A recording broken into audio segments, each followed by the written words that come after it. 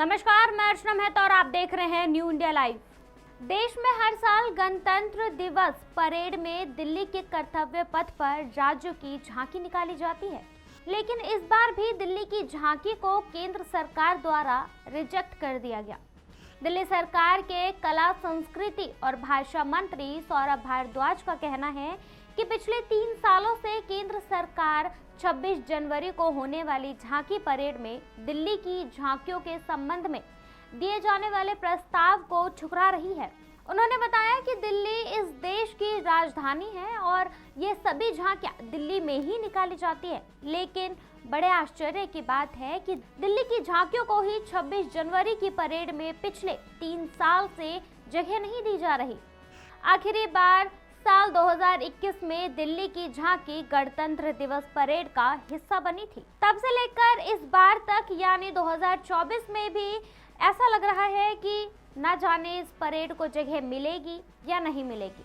वहीं आपको बताएं कि दिल्ली सरकार के मंत्री ने बताया कि साल 2022 में हमने रिजॉल्व 75 नामक विषय पर अपना प्रस्ताव दिया था। वहीं साल 2023 में हमने नारी शक्ति विषय पर अपना प्रस्ताव दिया था और इस साल की परेड के लिए हमने विकसित भारत नामक विषय पर अपना प्रस्ताव दिया था।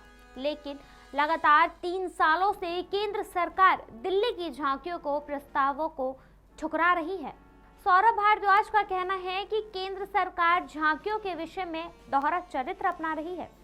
एक तरफ तो भाजपा नेता कहते हैं कि विषय के आधार पर राज्य की झांकी का चयन होगा, लेकिन जब हमने उनके दिए विषय के अनुसार अपनी झांकी का प्रस्ताव लेकर जाते हैं तो वो उसे रिजेक्ट कर देते हैं।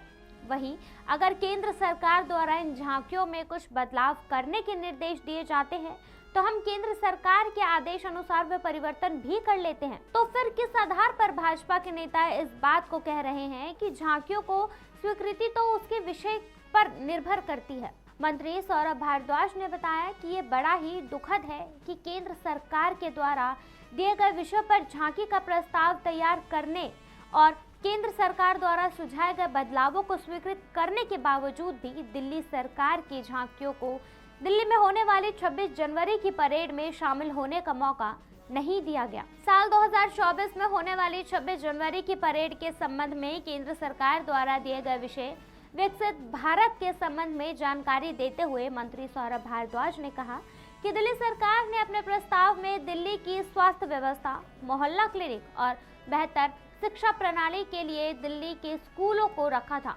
लेकिन उसके बावजूद भी केंद्र सरकार ने दिल्ली की तरफ से झांकी के लिए दिए गए प्रस्ताव को खारिज कर दिया। मंत्री सौरभ भारद्वाज ने केंद्र सरकार पर सवाल उठाते हुए कहा है कि केंद्र में बैठी भाजपा सरकार सिर्फ आम आदमी पार्टी से बदला लेने की नियत से इस प्रकार का रवैया अपना रही है।